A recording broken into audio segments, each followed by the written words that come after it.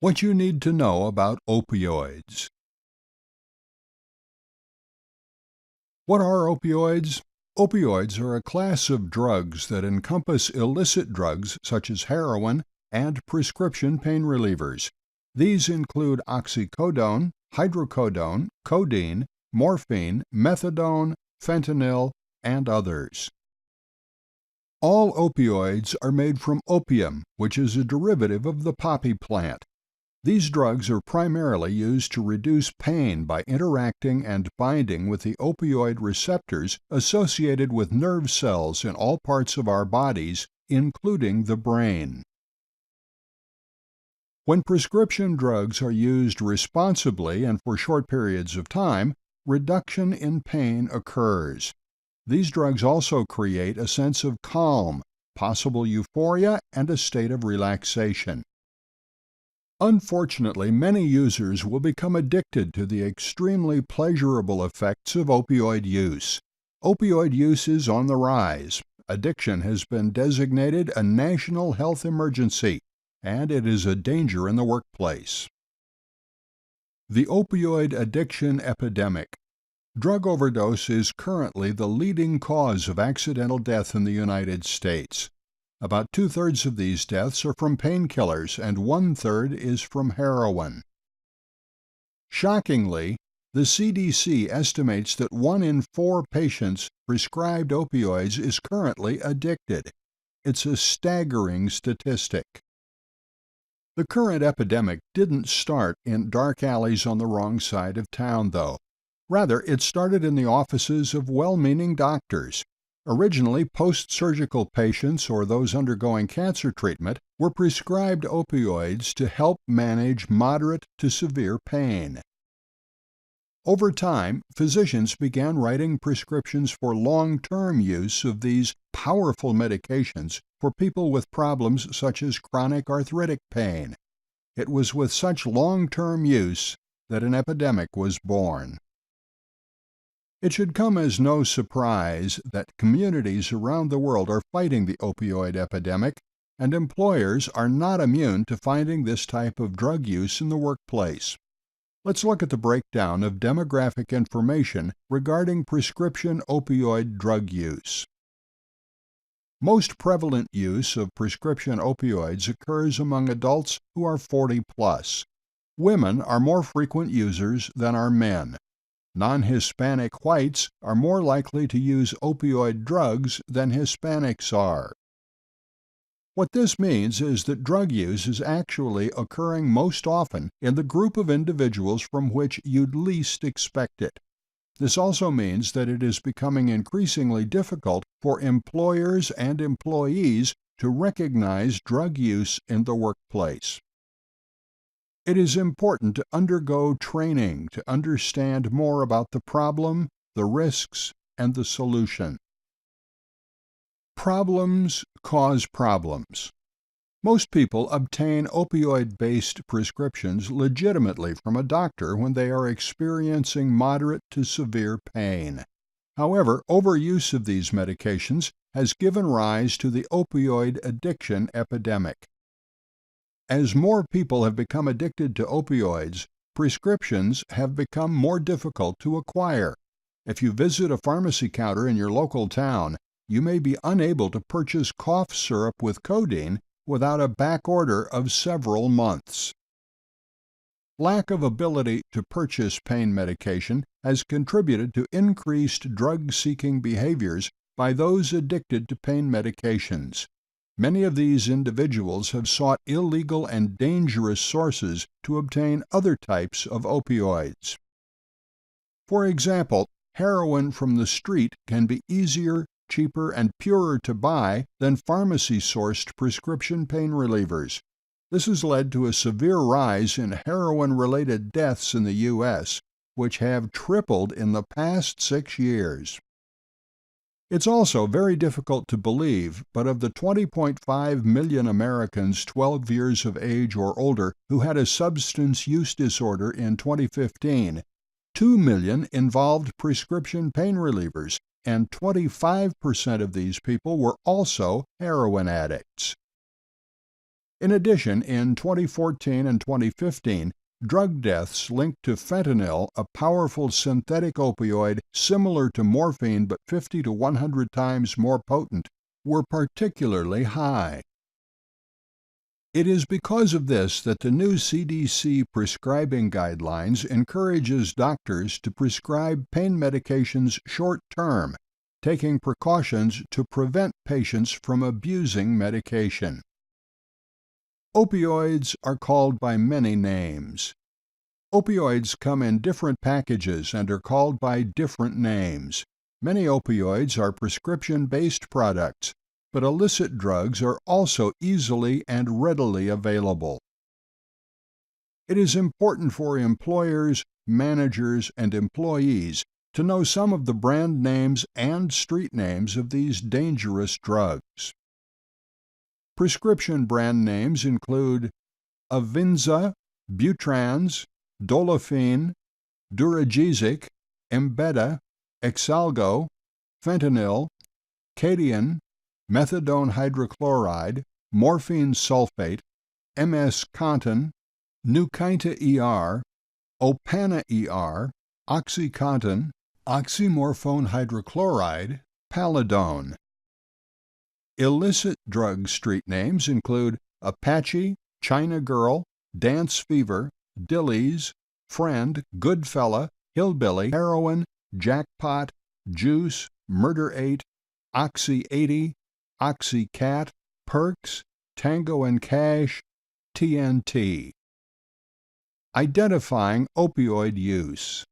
Drug use of any kind in the workplace is a concern, not only to employers but also to employees, whose safety can rest in the hands of their teammates. Being able to identify potential drug use is an important first step to a drug-free workplace. Individuals who are using opioids may exhibit a number of physical symptoms, including the following: constricted pupils, confusion, constipation, slowed breathing, noticeable elation, euphoria, drowsiness, nodding off intermittently. There are a number of long-term effects that can be expected from prolonged opioid use, and of course, the worst of these is addiction and consequences associated with it. When is it addiction?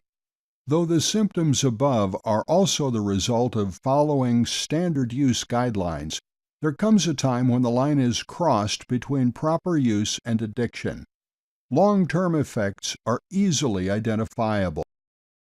A drug user's body becomes dependent on the drug that he or she is taking. The body expects the drug to appear in the bloodstream, and when it doesn't, withdrawal symptoms will occur. This, of course, includes symptoms that mirror flu-like illnesses, vomiting, diarrhea, headache, etc. It's at this point that drug abusers feel they need more of the drug to keep themselves feeling good. Larger doses are taken to achieve the same effect. Additionally, long-term use takes a toll on a person's life and body. They will often find themselves with new financial concerns as they are spending more money to feed their habit. They may also be visiting new doctors regularly with various pain-associated maladies, demonstrate mood swings, and experience isolation and social withdrawal. How do I know if it is an addiction? If you believe you or a coworker may be suffering from an opioid addiction, use the following questions as a starting point. Symptoms of addiction include developing tolerance and a need for a stronger dose. Are stronger doses needed in order to feel satisfied and pain-free? Physical withdrawal may ensue when you stop taking the drug if you are opioid dependent. Do symptoms such as headache, diarrhea, nausea and vomiting, fatigue, anxiety, sleeplessness, and sweating appear when medication isn't taken? How do I know if it is an addiction? If you believe you or a coworker may be suffering from an opioid addiction, use the following questions as a starting point. Symptoms of addiction include developing tolerance and a need for a stronger dose. Are stronger doses needed in order to feel satisfied and pain-free? Who is at risk? Though not foolproof, there are a number of risk factors that come into play regarding addiction. Clearly, anyone can become an addict, and that means anyone at all. But certain individuals are predisposed to addiction. This includes individuals who fall in the following categories. Individuals with a history of mental illness or substance abuse, people living in rural areas, as these individuals lack non-medical pain management alternatives, which make prescription use more likely. Low-income individuals, as illicit opioids may be cheaper and more frequently sought. Additionally, some studies show that lower-income individuals experience more pain-related health conditions. Therefore, this group of individuals may have a higher incidence of opioid misuse. What are the signs of an opioid overdose? It is good to understand what the signs of an opioid overdose are to ensure you are able to respond quickly if you suspect that a coworker is suffering from an overdose. Signs and symptoms may include some or all of the items in the chart below. An opioid overdose looks like lips and fingernails are blue or purple, breathing has stopped or is slow or erratic, snoring or gurgling sounds, non-responsive to shouting. It feels like no energy, no strength, severe sleepiness or difficulty staying awake, can't walk or talk, clammy skin, slow, shallow breathing, snoring, or trouble breathing, slow heartbeat. What can I do? Take these steps to avoid addiction yourself or apply the information that follows to help another person, friend, or family member who's in trouble with opioids. Be sure you understand the long-term effects of using opioids so you can avoid unwittingly getting addicted. Ask if other less addictive pain medications are available, or ask about non-medical pain management alternatives. Not all doctors will initiate such discussions with you. Always take prescription medication as it's prescribed. If you notice a reduced effect, phone your medical doctor. Do not take just a little bit more. If you have a family history of drug or alcohol addiction, you may want to consider going to a medical doctor who is certified by the American Society of Addiction Medicine, ASAM.org, to manage pain medications if you require them. These doctors will help treat your needs while closely monitoring your medication use. Become educated on the signs, symptoms, and risks of opioid use in the workplace and in life. It will help you identify potential concerns. Speak up when you see a coworker in need.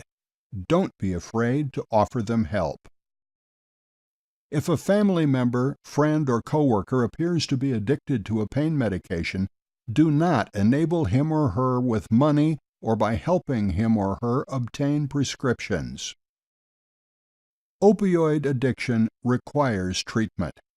Once an addiction has taken root, it is very difficult to pull away from the constant need for more drugs, but it is possible to overcome. Make the Employee Assistance Program, EAP, your first stop. An EAP is free and confidential. They are resource experts. Use it to seek help for yourself or someone you know struggling with possible opioid addiction or for any personal problem or concern. You can never have enough support. Involving the entire family in learning about addictive disease in order to prevent enabling is key to successfully overcoming an addiction. Although addicts must learn to manage their continuing abstinence, their chances of survival greatly increase when those around them are educated in how to refrain from enabling. Stay informed, be involved. Keeping your workplace safe is not the job of one person, but of the entire organization. Stay informed about drug trends and be aware of signs and symptoms that may be concerning in yourself and those around you. Don't hesitate to take action when needed to ensure you play your part in maintaining a safe and drug-free workplace.